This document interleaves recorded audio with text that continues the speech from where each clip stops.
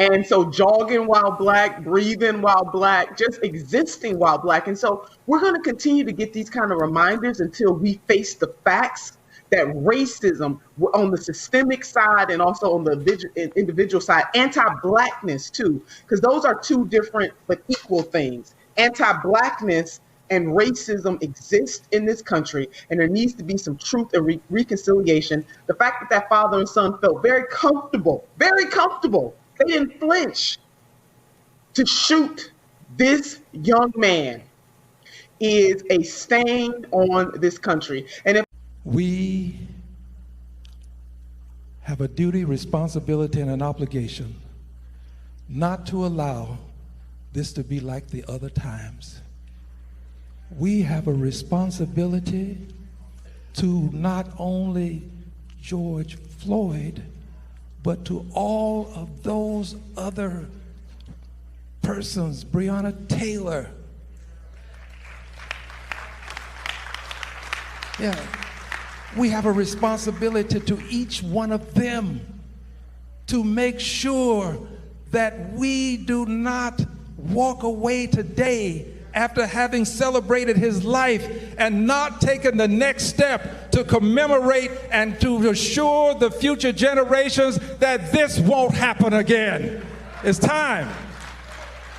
So brothers and sisters, the Congressional Black Caucus has done something. It's historic. The Honorable Karen Bass, under her leadership, we have now a law that makes it against the law to put your foot on the neck of a person. It's against the law. You can't have a no-knock law. It's against the law. You're going to have to wear your body cameras. It's against the law. The Congressional Black Caucus is making a difference. But I believe there's one more thing that we ought to do to make a difference. We have got to have reconciliation. This country has not reconciled its differences with us. We survived slavery, but we didn't reconcile. We survived segregation, but we didn't reconcile. We're suffering invidious discrimination because we didn't reconcile. It's time for a Department of Reconciliation in the highest land, the highest office. It's time to have someone who's going to make it his or her business to seek reconciliation for black people in the United States of America every day of his life. That's what it is. It's all about. Unconscionable murder. Why did we have to see that before any action was taken? Because, Crystal, black people always have to prove. If there were not a video, his mother was told that he was involved in a robbery because all black men are robbers. Oh my God. We're suspects. Our very birth and existence in this country makes us suspect.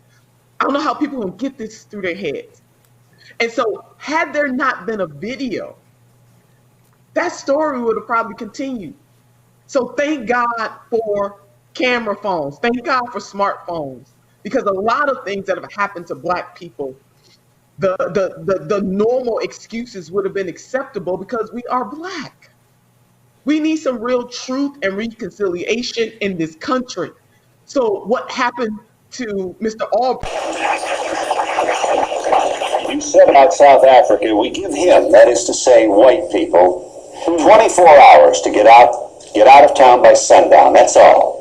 If he won't get out of town by sundown, we'll kill every white that ain't right that's in sight in South Africa. We kill the women, we kill the children, we kill the babies, we kill the blind, we kill the cripple, we kill them all. We kill the faggot, we kill the lesbian, we kill them all. You say, why kill the babies in South Africa? Because they're going to grow up and oppress our babies, so we kill the babies.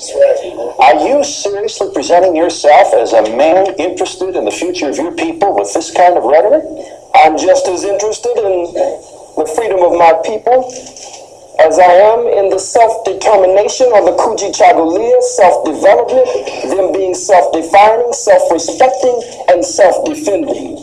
If the white man has killed millions of our people, and you cannot deny the undeniable and indisputable and irrefutable truth, fact, proof, and history of their bloodshed there in South Africa. I said it would be merciful if they would leave. I don't agree with a government, a sham government. No man walks out of prison after 27 years and becomes the president unless there's a script and a plan behind the scenes to remove the economic sanctions from whites in South Africa, but no real plan for redistribution of the wealth. The Oppenheimers, the De Beers, and others, they are sucking the blood of our people. So I said, be merciful.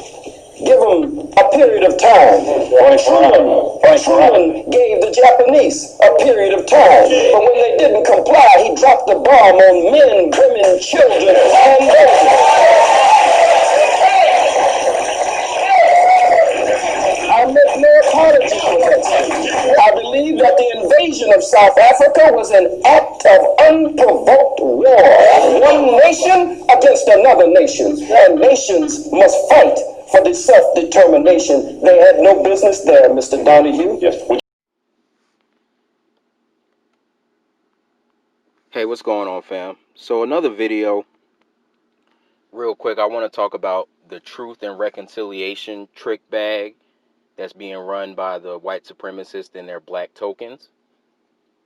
And fam, the clips you just saw at the beginning of the video were clips of Nina Turner, who runs around with Bernie Sanders,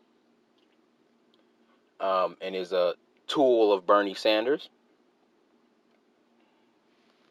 And then you also had clips of Representative Al Green, a member of Congress, a member of the House of Representatives, a member of the Congressional Black Caucus, talking about how we need truth and reconciliation. And you actually saw two clips of Nina Turner because she said that word twice. And Rep. Al Green obviously said it. And then you saw last a clip of Khalid Abdul Muhammad talking about what happened in South Africa and how people were following Mandela into leading a so-called multiracial government. And Khalid was talking about how that's like if someone breaks into your house, rapes your wife, kills your kids, steals all your wealth and all your valuable possessions. And then after they're done doing that, and you decide that you're going to fight back, instead of fighting back, you say, you know what? We're going to create a new house government where we all get to live in this house that you don't belong in because you broke in here and you came here with the intent of pillage and robbery. We're going to now share the house in a multi head of household house. And you, the invader, get to be a member of the multiracial or the multi-head of household. You get to be one of the heads of the house, even though you don't belong here at all and you should be dead or in jail for what you've done to me and my family. And the very least you could do is leave if we're going to allow you to live and not imprison you. Yet we're going to go to even another level and not only not kill you, not imprison you, not make you leave, but we're going to allow you to stay, keep all of the possessions that you stole, and get to continue to have equal say in how the house is ruled going forward. That's basically what South Africa did. And I'm going to talk a little bit further about how South Africa relates to what I'm talking about now, if some of you don't already know. A lot of you who know the history of South Africa, you should know how South Africa relates to the situation. But those of you who don't know, I'm going to dive into that a little bit later. But first thing I want to do is talk about what in the hell does truth and reconciliation mean? Because they're not telling you what it means. They're just telling you that they need it, and the assumption is, or that we need it, and the government needs to do it. And the assumption is that this is going to fix white supremacy or fix racial inequality or whatever they're claiming that it's supposed to fix for the condition of black Americans. But they don't tell you what it is or how it's supposed to go about fixing it. They just tell you that we need it, and I guess we're supposed to automatically know that this thing called Truth and Reconciliation fixes white supremacy, fixes racism. So, or even mitigates. If it's not fix it, even reduces it and damages it severely enough for it to matter. You're supposed to assume that it does one of those two things: either it completely destroys or defeats or makes racism go away, or if it doesn't make it go away and completely destroy it, it at least severely minimizes it enough to where the impact is significant and meaningful for black people from here going forward. That is what you're supposed to assume that it means. But they don't tell you that what they mean by it. So it could mean that, or it could mean something else. So the first thing I want to do, fam, is actually define, because we all know what the word truth means. But what I want to do is define what the word reconciliation means.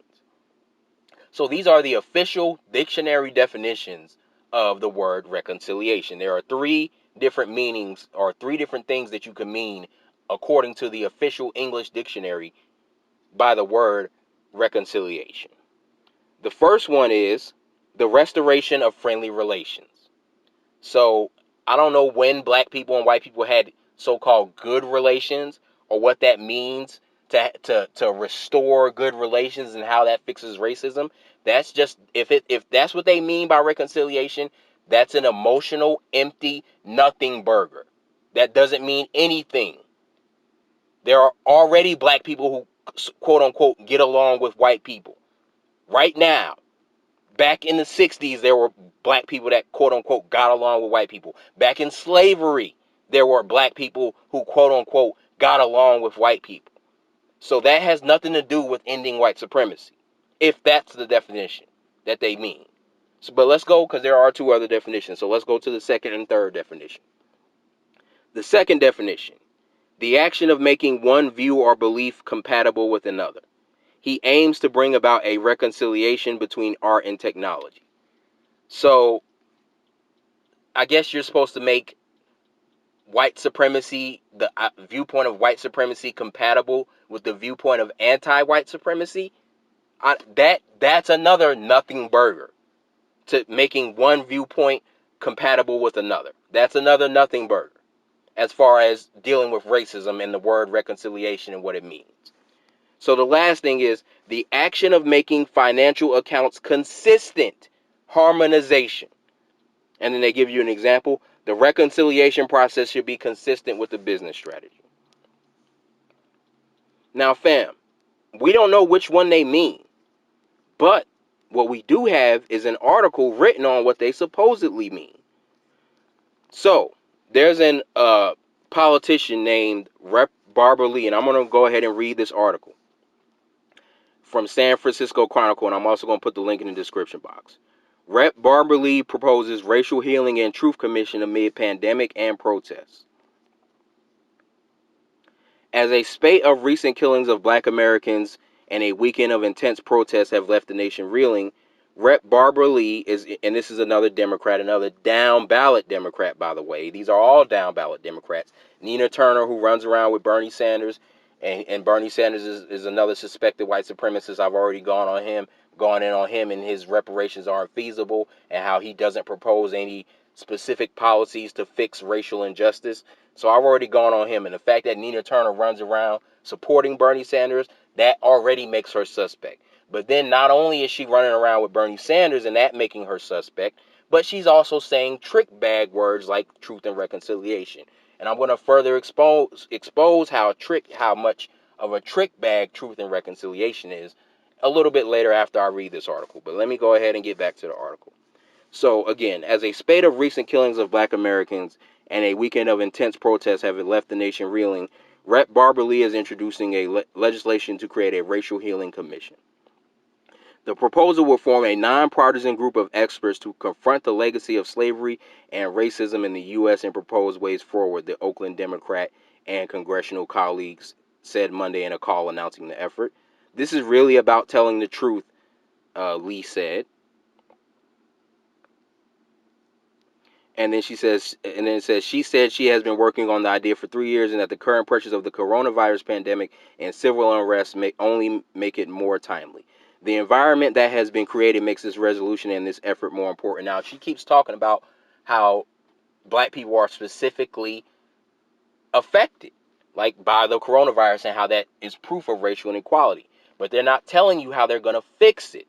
For example, as I said, the third definition of reconciliation is financial restitution. But as I read this article, you're going to notice there is no mention of financial restitution. So that means that they can only mean one of the first two definitions, which I already explained, is a nothing burger. But let's continue to read. Lee has been a longtime activist and advocate for addressing racial inequality, and her Truth, Racial Healing, and Transformation Commission was set for unveiling Monday before protests erupted in cities across the U.S. in response to the police killing of George Floyd last week. And I'm going to skip some of this because this is just reiterating what happened to George Floyd. So I know when we talked about this, Rep. Lee and I, several months ago, neither one of us would have imagined we would be in the place we are right now, said Rep. Karen Bass, Democrat, Los Angeles. Having a resolution like this that calls for healing, that calls for reconciliation, that calls for truth is exactly what the country needs right now. Bass pointed to the importance of being honest about the nation's beginning as a way of confronting all the issues, current and systemic, that face African Americans and other people of color. You already know that other people of color is a trick bag that gets all the resources directed away from us. The bill does not get into specifics about the commission's makeup, resolving only to form a group to properly acknowledge, memorialize, and be a catalyst for progress towards jettisoning the belief in a hierarchy of human value and embracing our common humanity and permanently eliminating persistent racial inequities. But they're not telling you what they're going to do. And again, they're not promising you any financial restitution. Lee also says she supports other legislation, which means that this other legislation is not a part of this Truth and Reconciliation Commission. Lee said she also supports other legislation creating reparations to African Americans for slavery, but that is not the focus of her proposal. All right, skipping some other babble. Then it says, the commission should not be viewed as another in a long line of token panels, said Wade Henderson, former president of the Leadership Conference on Civil and Human Rights. Lee said Lee's effort could have a broad scope that looks to examine, then heal the deep wounds in society caused by racism and discrimination, Henderson said. Again, Lee's effort could have a broad scope, but they're not telling you what it does. And then remember, fam, I want you to listen to this part because they know that people know, a lot of black people are aware of the trick bags. So they put this sentence in to disarm you. It says, the commission should not be viewed as another in a long line of token panels, said Wade Henderson. But why? What makes this commission different? What makes it so that it should not be viewed as another token panel? And then when you reread what they say, and they don't tell you why. They just says it could have a broad scope that looks to examine, but they're not telling you what it's going to do. It's just going to examine. I can examine my car. That don't mean I'm going to do anything to it. This is not merely about equity and equality and fairness as we understand it. It's about the national security of the United States. We face three parallel crises, and this is about the national security of the United States, Henderson said. We face three parallel crises when taken together pose the greatest challenge that our country has faced in a century. Henderson said those three crises, coronavirus, police brutality, and discrimination writ large, are the fruit of a poison tree, namely slavery and racism. And that's the end of the article. And fam, as I said, I'm going to put the link in the description box so you guys can read this. But as you can see, they didn't tell you anything that this so-called commission is going to do. They just gave you a bunch of feel-good, emotional words that are supposed to lead you to assume that it's going to fix racism. Dude says you should not assume that this is a token panel, but then he doesn't tell you why you shouldn't assume that it's a token panel. Fam, I just got one last thing to say, and this is how it ties into South Africa. Fam, South Africa used Nelson Mandela as a tool of white supremacy. The brother was fighting against apartheid and white supremacy in South Africa, and he was a true rider.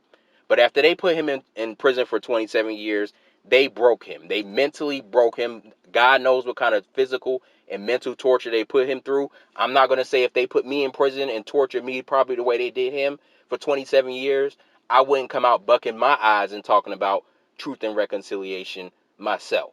I'm not going to say I wouldn't do that, but I will say this, fam, if the white supremacists lock me away and make me disappear for 27 years, and then I reappear and I'm bucking my eyes talking about truth and reconciliation, don't listen to me. Don't listen to me. Nelson Mandela came out and was obviously propped up to be president by the white supremacists after he was released from prison because he was controlled by them and tortured and mentally and physically broken by them for 27 years. They had him put out a Truth and Reconciliation Commission. And I want to close this video by telling you what the result of Truth and Reconciliation has been in South Africa and how and why that is such a red flag when black people are saying this in America, and how it's a red flag that black person that's saying it is being controlled by the white supremacists. And if black people listen to that black person, they are falling for a trick bag that will perpetuate and empower white supremacy. For example, we had Truth and Reconciliation that was supposed to fix the apartheid and the legacy of racial injustice in South Africa. But today, in 2020, white people are less than 10% of the population of South Africa, yet hold over 90% of the wealth in South Africa. These are stats you can look up. To this day, that's why right now the current battle in South Africa is for land reform, to give the land back to the South Africans because it was their land in the first place, and the white supremacists came in and took it. Not only that, agriculture, farming, working the land is 60% of South Africa's economy. And guess who owns 72% of the farmland in South Africa? White people. South Africa is what you get. The population is 90% black, yet that 90% black population only holds 10% of the country's wealth. And the 10% of the white population owns 90%. That same 10% owns 72% of the farmland in South Africa. When 60% of their economy, their biggest industry is agriculture. That is what Truth and Reconciliation gets you, family. Is South Africa. And South Africans are still fighting for their rights and fighting for equality in South Africa. 30 years, or 26 years to be exact, after Nelson Mandela's so-called Truth and Reconciliation. Fam, this is why you do not follow that. Anybody who was telling you about some truth and reconciliation, those are very intentional words that they're using. Those are not accidental words. Those are not coincidental words. And the fact that multiple people are using that word, Nina Turner, Rep. Green, Rep. Barbara Lee, politicians, black politicians, Democrats who are supposed to be standing and fighting for black people, black Democrats, are all running around using the same exact words. Truth and reconciliation. Why? Because it's a trick bag, family. Do not fall for it. And the people who say it are not to be trusted, and they are agents of white supremacy, because we see what the results of truth and reconciliation is in South Africa today. But anyway, fam, that's another video. Like, share, subscribe, and peace. You said about South Africa, we give him, that is to say, white people, 24 hours to get out of town by sundown. That's all. If he won't get out of town by sundown, we'll kill every white that ain't right that's in sight in South Africa. We kill the women, we kill the children, we kill the babies, we kill the blind, we kill the cripple, we kill them all. We kill the faggot, we kill the lesbian, we kill them all. You say, why kill the babies in South Africa? Because they're going to grow up and oppress our babies, so we kill the babies. Are you seriously presenting yourself as a man interested in the future of your people with this kind of rhetoric? I'm just as interested in the freedom of my people as I am in the self-determination of the Kujichagulia, self-development, them being self-defining, self-respecting, and self-defending. If the white man has killed millions of our people, and you cannot deny the undeniable and indisputable and irrefutable truth, fact, proof, and history of their bloodshed there in South Africa. I said it would be merciful if they would leave. I don't agree with a government, a sham government. No man walks out of prison after 27 years and becomes the president unless there's a script and a plan behind the scenes to remove the economic sanctions from whites in South Africa, but no real plan for redistribution of the wealth. The Oppenheimers, the De Beers, and others, they are sucking the blood of our people. So I said, be merciful. Give them a period of time. Truman gave the Japanese a period of time. But when they didn't comply, he dropped the bomb on men, women, children, and babies. I make no apology for this. I believe that the invasion of South Africa was an act of unprovoked war. One nation against another nation. And nations must fight for the self-determination. They had no business there, Mr. Donahue. Yes.